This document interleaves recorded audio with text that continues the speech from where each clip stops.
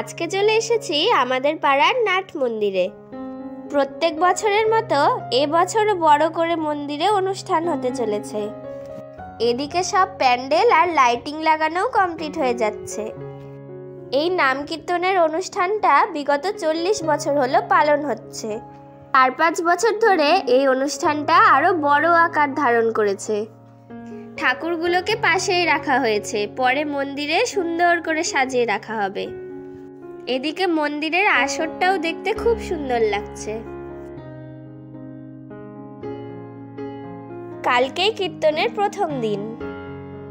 কীর্তনের প্রথম দিন ভোরবেলা করে প্রভাত ফেরি বের হয়। একসাথে বহু লোক একত্রিত হয়ে ঘটে করে জল আনতে যায় নদী থেকে।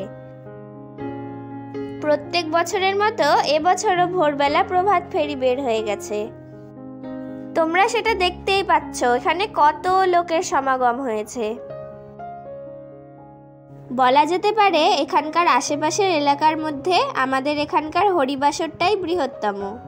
প্রভাত ফেরিতে প্রচুর লোক একসাথে কীর্তন করতে করতে নদীতে জল আনতে যায়। তো আজকে আমি সন্ধ্যাবেলা এখানে এসেছি। আজকে থেকে কীর্তন শুরু হয়ে গেছে আর অনেক লোকও দেখতে এসেছে। আর লাইটিং দিয়ে প্যান্ডেলের ডেকোরেশনটা তো আরো সুন্দর হয়েছে। এই দেখো, আসরে কীর্তন হচ্ছে আর অনেক লোক বসে বসে তা শুনছে। মন্দিরে এখন ভোগ লাগানো হয়েছে, তার জন্য মন্দিরে পর্দা ফেলা আছে।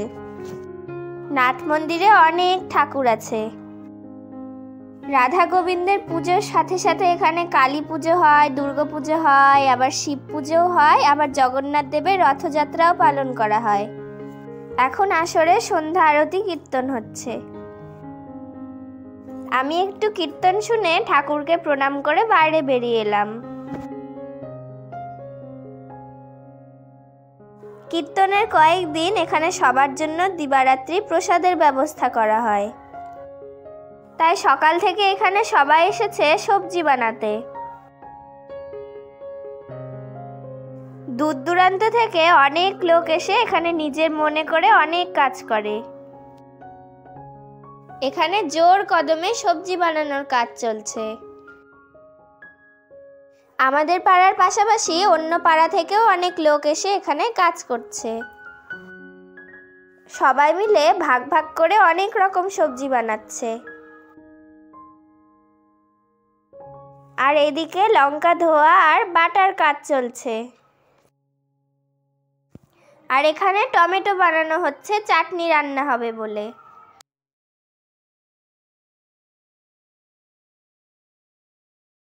আর এদিকে একটা কাকিমা এসে আমাকে আর তনুশ্রীকে তিলক পরিয়ে দিল।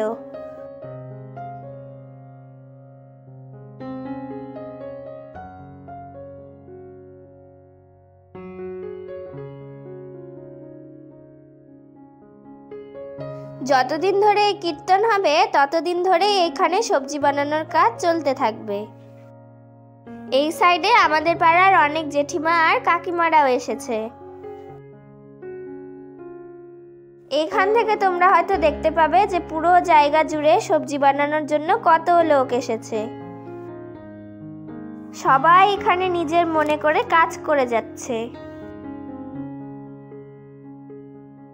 পাশে আবার রান্নার কাজও চলছে। কড়াইয়ে ডাল টকবক করে ফুটছে। আজকের মেনুতে আছে আলু ভাজা, ভাত, 2 রকমের ডাল, সবজি, আলু পনিরের তরকারি, চাটনি আর পায়েস। একের পর এক রান্না ধীরে ধীরে প্রস্তুত হয়ে যাচ্ছে। এখানে হাজার হাজার লোকের জন্য প্রত্যেক দিন রান্না হয়। আর রান্না কিন্তু থেমে থাকে না, সবসময় রান্না চলতেই থাকে।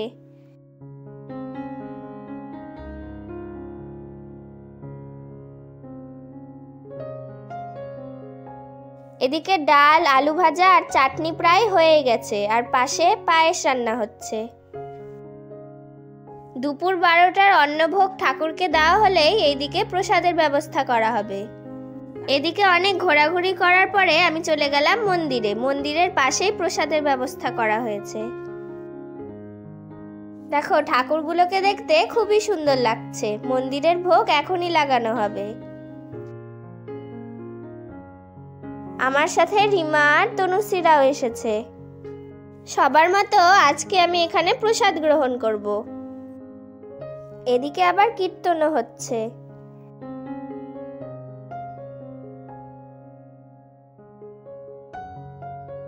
মন্দিরের কীর্তন উপলক্ষে ঠাকুরগুলোকে আরো সুন্দর করে সাজানো হয়েছে। এখন আমরা সবাই বাড়ি যাচ্ছি, দুপুরবেলা এখানে এসে প্রসাদ খাবো। তো যথারীতি চলে এসেছি প্রসাদ খেতে। আজকে প্রথম দিন হওয়ায় ভিড় একটু কমই হয়েছে, তাই ফাঁকা ফাঁকায় প্রসাদ গ্রহণ করতে পারলাম। প্রসাদ খাওয়া শেষে আমরা হাত মুখ ধুয়ে বাড়ি ফিরলাম। তাহলে আজকের মতো ভিডিওটা এখানেই শেষ করছি। তোমাদের যদি ভিডিওটা ভালো লাগে তাহলে অবশ্যই লাইক, শেয়ার এবং সাবস্ক্রাইব করে দেবে।